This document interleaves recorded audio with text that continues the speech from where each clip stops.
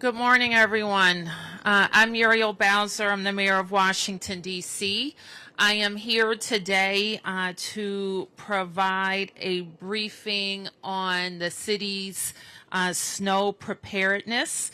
I am joined by the city administrator for D.C., the director of the Department of Public Works. I am joined by WMATA's general manager and the CEO of Pepco, Tyler Anthony, along with the incredible DC Snow Team. Please give the Snow Team a big round of applause. Our agencies that make up the Snow Clean team include the Mayor's Office of Community Affairs, the Mayor's Office of Community Services, DHS, that's the Department of Human Services, the Department of Health, DDOT, HCEMA, DGS, our General Services Agency, and many other people behind the scenes who are preparing for this weekend snow event in next week, which we expect to be a very cold week. So by now, people have heard about the significant winter storm that is headed our way. These are our expectations. Our team is briefed by the National Weather Service regularly so that we can be prepared for any changes in the forecast or conditions. We expect snow to begin Saturday evening. It will continue throughout the night and into the day on Sunday and possibly into Monday. This will be the largest snowfall we've seen in a long time. Current projections have at least 9 inches of snow falling with the potential for more. There is a possibility of freezing rain overnight Sunday into Monday, which will increase hazardous conditions. So at the same time, we're also headed into a very cold week. On Monday night into Tuesday morning, we are expecting wind chills to be below 0. So to make sure we have all the resources we need to respond, I am declaring a state of emergency in the District of Columbia, effective now. We are also requesting vehicle support from the DC National Guard to ensure our first responders are able to move around the city during the storm, and that request has been made. We're also out today to spread the word to the public to get prepared and be prepared. We need you to get inside. We have our outreach teams out all week getting people into shelter. And let me be clear, we have space for everyone. And this is seriously dangerous conditions for people to be outside. If you still see people outside, call our shelter hotline by calling 311 or by dialing 202-399-7093. We have shelter space available for everyone who needs it. We also want you to be prepared by charging your devices, locating your shovel, finding your flashlights, and make sure you have enough batteries for them. Don't wait until Saturday to get stocked up for groceries, and have a plan for your senior family members and senior neighbors. Also, make sure you are signed up for Alert DC. You can sign up at alert.dc.gov. And once you're signed up, you will get updates directly to your phone. And once we deploy our snow teams, don't crowd the plows. In fact, stay out of their way, stay off the roads, and only use the roads if you need to. So with the state of emergency, we are requiring motorists who have vehicles parked on snow emergency routes to move them by Saturday at noon, Saturday 12 noon. Vehicles must remain clear of the snow emergency routes until Tuesday at 9:30 a.m. If conditions show that we need to extend the snow emergency route beyond Tuesday morning, we will make that change and make everybody aware of that. But the snow emergency route is in effect from Saturday to Tuesday at 9:30 a.m. So with regards to government operations, let me start with schools. We have a planned no school day for students on Monday as part of their regular calendar, so that will remain in effect.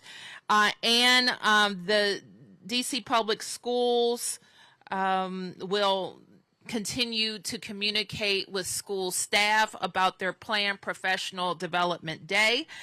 If your child attends a public charter school, you will receive updates directly from them. So over the weekend, we will provide an update about the status of DC government on Monday. And that decision I will make based on our conditions and our need to get open. One modification that has already been made is that we are suspending leaf collection starting this afternoon, and those because those teams who do leaf collection also clear the snow, and so they are already transitioning to snow cleanup. Residents should also expect their trash days to slide, and we will keep you up to date on if you have a Monday pickup, for example, when you should expect your trash to be picked up. We do remind residents, just as property owners, our business property owners, you are responsible for shoveling your sidewalks. You are also responsible for clearing the area in your alley spaces. That goes a long way in helping us have access to the alleyways. That said, getting trash picked up as soon as possible will continue to be our top priority. If you are a snow hero through Serve DC, thank you. And I want you to know that we will continue to communicate with you to get supplies out, and you should expect to receive communications this weekend about deployments. Serve DC Snow Heroes help people who are unable to shovel their snow with shoveling tasks. And since we haven't had a big snow in a while, this would be a good time for people who have some time and energy and are strong, strapping people who want to help a neighbor.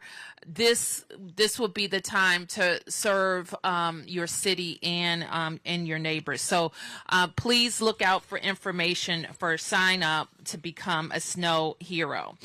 And again, I said this earlier, and it bears repeating. Check on your neighbors, check on our older family members, and make sure that people in your circles are prepared, because we're going to get a lot of snow, and it's going to be very cold next week, which means the snow sticks around.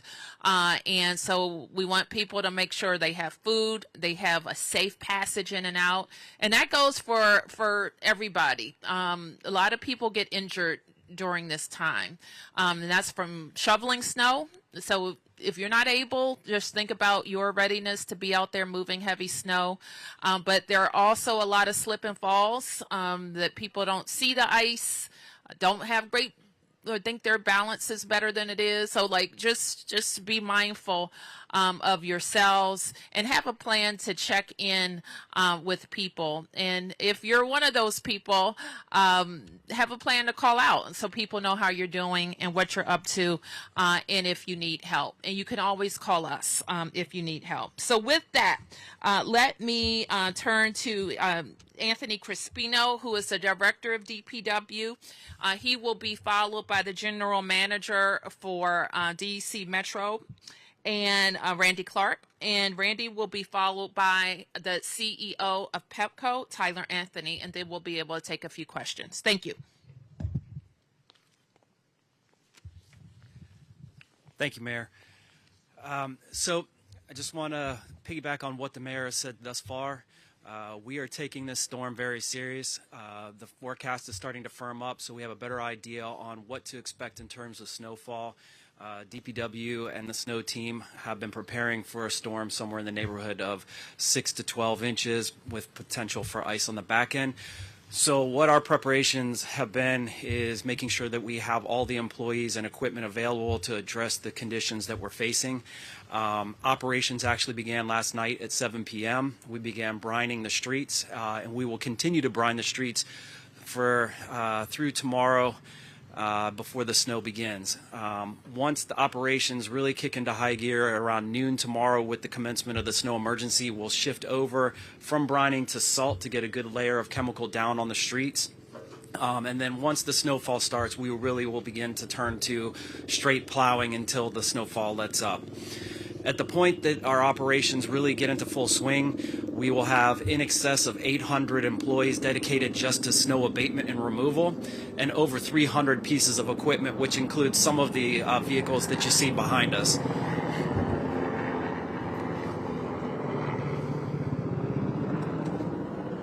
Apologize for the interruption.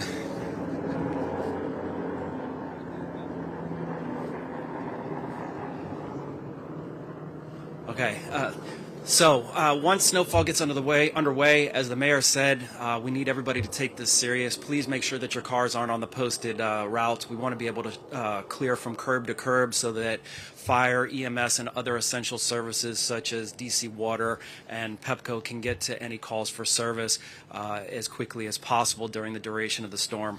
And we want you to avoid any fines or relocation of your vehicle. I want to stress the cold temperature on the back of this storm is going to be very serious, and as the mayor has indicated, you need to check on each other. Please stay off the roads if you can, stay inside where it's warm, but if you have elderly neighbors, please check on them. And then once the snowfall stops and you can venture outside, just help them out clearing their sidewalks. We'll touch on that with some of the other directors. And with the trash collection, we will do everything that we can to get back to normal service. There's going to be some slide dates. It's just the nature of the beast with this type of storm. I'm taking precautions to try and get us back to normal service as quickly as possible. We just ask you to be patient with us. And with that, I'll turn it over to the GM.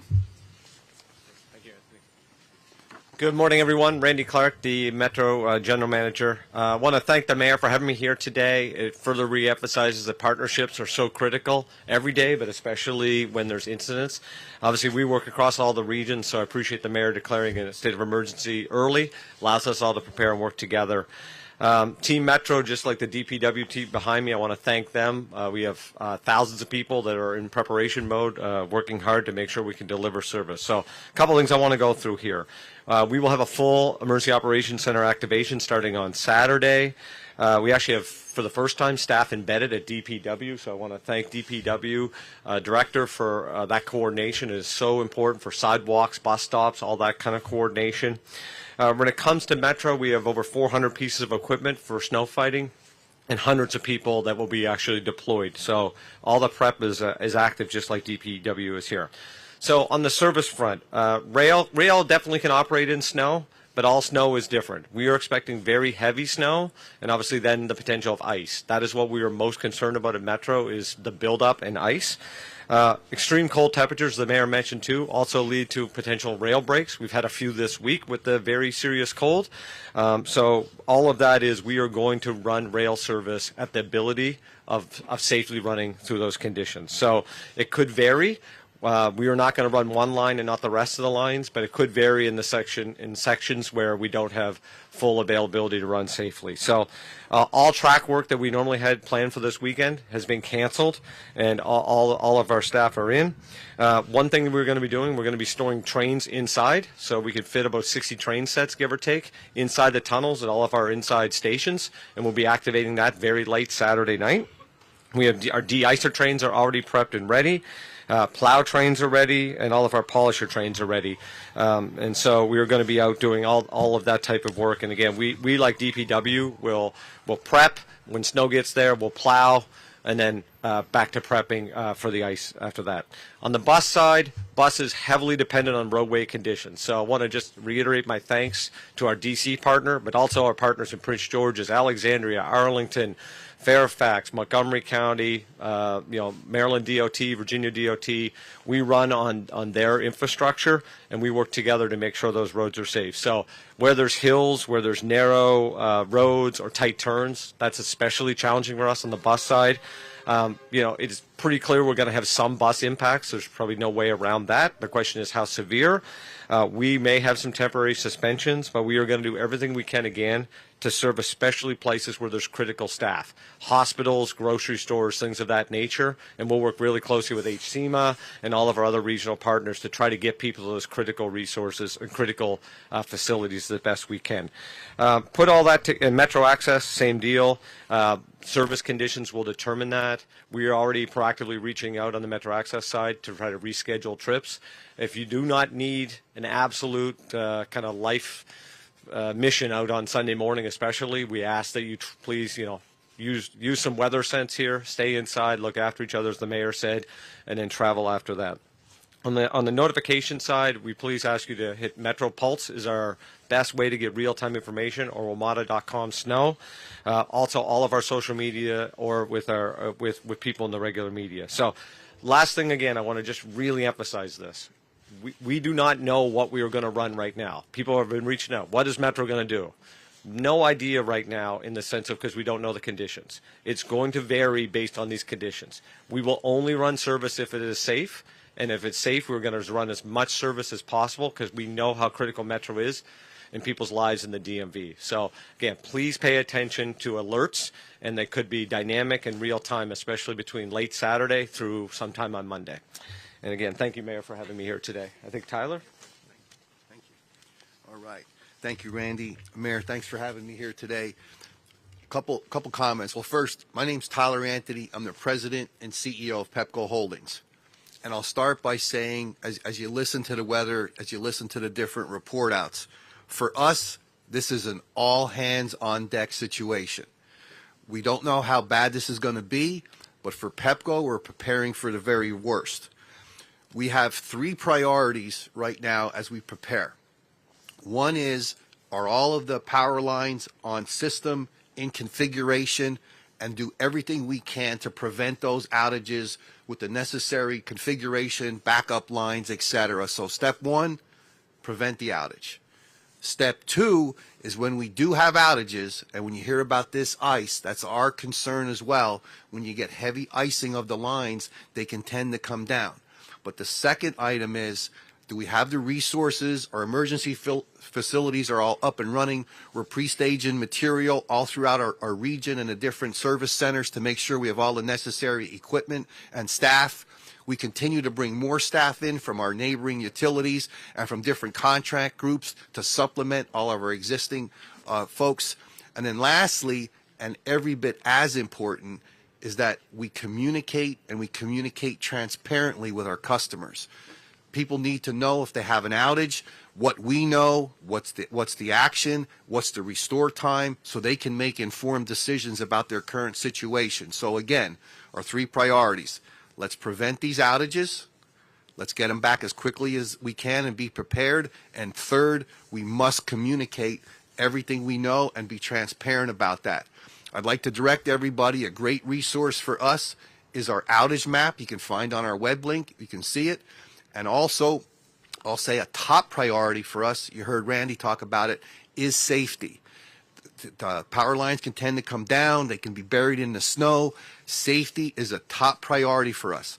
I ask customers to report their outages. We have many ways to report them. We need your help in that, whether it's online, whether it's on the phone, or you can text us. Just go to our website and you can find all those different segues. So, I also want to encourage, as my colleagues talked about, I want to encourage residents to be prepared. It can be as simple as making sure your phone is charged. I love the mayor's comments about looking out for yourself and looking out for your neighbors. What will make this a successful response is that we all work together, and that includes our customers. So one thing I commit to you as CEO, we're going to work around the clock, and we're going to get this cleaned up and get everybody back to normal. Very concerned about the combination of outages and the cold weather that can get very serious as it pertains to our residents. But you have our commitment. We're going to be here 24/7. We're going to continue to prepare, and we're going to respond appropriately. Okay? Thank you. Thank you for those updates. I also want to acknowledge Director McGaffin, who leads our OUC, our 911 and 311 call center, and all of the call center staff who are preparing to be there as long as it takes. And they are emblematic of a lot of our workers. When we get a forecast like this, they're planning to be away from their families for several days. And we want to say thank you in advance for that sacrifice for all of us. So with that, we can take a few questions. Yes, and let me ask Crispino to step forward and Kevin to step forward and help me with any questions. Yes, Mark. Mayor Bowser, on the National Guard request, is it easier since they're already deployed? Is it a matter of just picking up the phone and calling the general, or are you actually having to go the traditional route of making a request through the Secretary of the Department of Army, and then would the National Guard troops who are here from out of state be part of this responses, or just the DC National Guard? I know the answers to your first two questions, and they are yes and yes. So we are making a request through the traditional route for some equipment, and we're also talking directly to the general about some staff deployments in the district. We expect that to be related to snow clearing, especially for vulnerable communities. Not sure whether the out-of-state. I don't know who's going to be doing what, but I expect the priority will be DC National Guard. Thank you. Yep. Any other questions? Yes. Good morning. For Metro and DPW, at what point with the rails will that determine whether you'll stop service? Is it when snow reaches a certain point on there that pivots that? And then for the streets, are there any areas that you all are asking people to stay away from once snow does start? I don't know if it gets more challenging around parks or windy roads. Great question. So with the declaration of the emergency, there are posted routes within the District of Columbia. Those are the areas that we would ask that the residents not park, because those are usually arterial streets and they are critical for police and fire to get from point A to B during the event. So for DPW and the snow team, it would be the designated snow routes. Please don't park there. Yeah, hi, thanks for your question. I think what you're referring to is there a level of snow on the tracks that we wouldn't run service? Yeah, so our goal here is first we're going to de-ice, which will minimize accumulation. When it gets kind of heavy, we'll have our plow trains out. Not to get too technical, but what we call, if the ball of the rail, our plow will plow to the ball of the rail, and the idea is to prevent accumulation. What we're most concerned about, again, is this heavy snow could turn into ice, where the snow could kind of chunk up around our third rail. No third rail means no power means no train movement. So that's why we're working so hard. The de-icers make sure the third rail stays kind of ice-free, and then we plow to remove snow. And that's the best way we do it. And that's why we're also storing trains inside. It's going to allow us to plow our yards. And when our yards have less trains in them, we can plow and create more space for the trains to move. So kind of a complex movement between kind of where on the depot side and in the track side. For the mayor or any of you, the question was just asked a moment ago about areas to stay away from. I mean, are there particular streets, hills, intersections that are particularly dangerous in this kind of weather that you yourself, Madam Mayor, would say to everyone, just don't go anywhere near there? Well, I think the overall message is if you don't need to be out during the active snowfall and immediately thereafter, to stay inside. And that's most of us. There are people who have to get to their jobs at hospitals and at grocery stores and senior facilities. So there are people who need to be moving and others that could spend a Sunday at home. And so we would recommend that. And frequently people who frequent certain roads, they know the roads that ice up faster. They know all of that. So there is a kind of rehearsed protocol of the priority streets. Every street some of the places I just described are priorities. We function from this kind of value set that we want to get through a event like this, which is, I may sound a little calm, but this is a big storm, all right? We haven't had a big storm like this in a while, and we have been preparing for this. We're very concerned about the cold. And the cold weather like this mixed with precipitation puts people in a lot of danger. Being outside in weather like this, somebody could die. Okay, if you're outside and you're sleeping outside, so we got to get people in. So I tell my team, as you've heard from all of the executives here, is that we have to be safe. We want to keep people safe, and we want to keep, we want to see everybody next week. Okay, so that's what we want. It's also a priority that we get open. Okay, we are a local government. We provide direct services. And so it is always my focus that we get people open. When we have snow events like this, industry suffers, restaurants and hospitality suffer. And if we can't get open, then their employees and guests can't get to work and get to their events. So how do we focus on keeping people safe, and cleaning up and making sure we can get open and get back to normal for our own government operations and theirs. And I should just clarify something that I said earlier. Chancellor Farabee, as I mentioned, there's no school for children as planned, and the teachers will have their professional development day virtually. Mayor, a quick follow-up. I'm sorry. Yes. You mentioned you're concerned about the cold and somebody could die. As a follow-up, I did see that you're opening, I think, 8 hypothermia shelters. Yes. Could you drill down on what those facilities will do? Obviously, they'll keep people warm, but Sure. are there beds, food? Sure. Let me ask Director for DHS to answer your question and then more generally talk about outreach and how our contractors are working to get people in, how our employees, and what the general public can do. Director. Good morning. Thank you, Mayor. So as you mentioned and the Mayor mentioned, we have space. The first message is that we really want to encourage people to come in. We have space for anyone who needs to come in. Our outreach teams have been working overtime since we started planning for this event.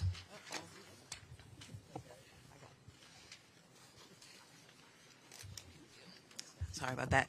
Since we started planning for this event to ensure that our residents experiencing homelessness know what is going on, to encourage them to come inside, we'll continue outreach as long as it's safe to do so in terms of in-person outreach, in terms of our outreach teams walking the ground and making sure to check on our neighbors.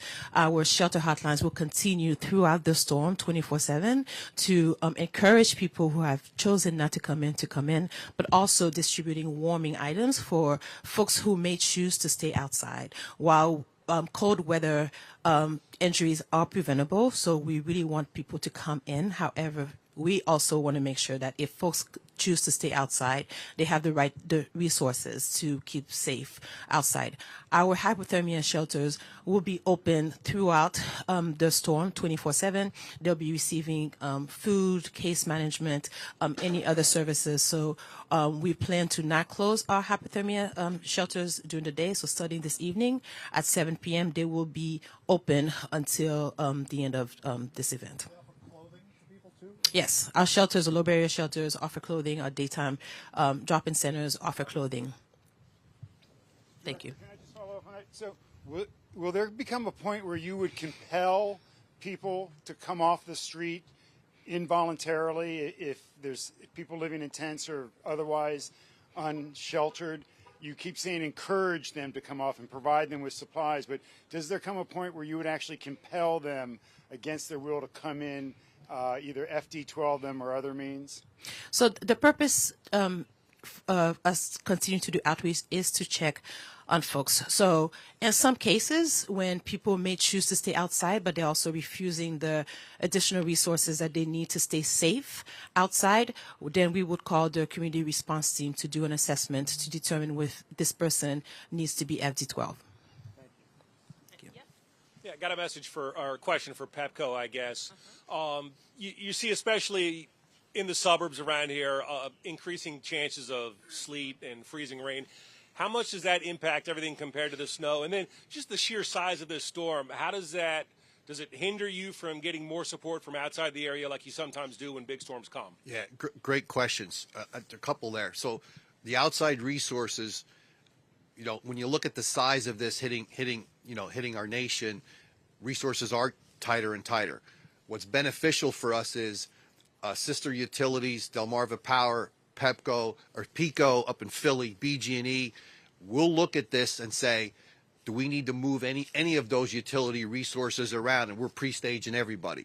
In addition to that, we're pre-staging people before the storm comes from other states and other groups. So right now, we feel like we have what we need to respond. And as we learn where the pockets are, we'll hit those with even additional resources just based on what transpires. And then your point about the icing, and you heard the commentary about us.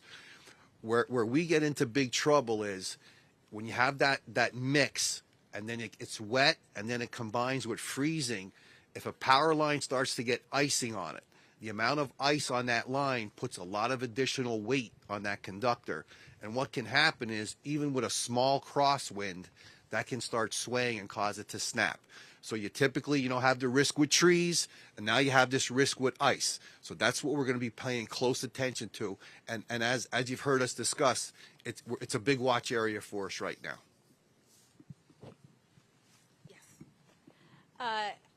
This question is for the CEO of Pepco. This is Tosin with DC News Now. I'm right here in the center. Just obviously we're hoping for the best, but if there are chances where power lines do come down, do you guys have a certain strategy of what areas will get checked out first, fixed first? And just to follow up on the question about help from other areas, have you contacted them, and at what point will they be able to help you if you need that extra help? Yeah, we're talking constantly. We have additional check-ins today as an example. So it's a constant communication. As far as, I want to make sure I answer your question. As far as our protocols, our emergency response facility, we're very deliberate on, say we have a series of outages, the emergency facilities, hospitals, police and fire, top priority to get those restored. And then the way we work it down is the outages with the most customers impacted. So if we have an outage, for example, that has 1,000 customers impacted, we'll work that in priority of one that may have 5.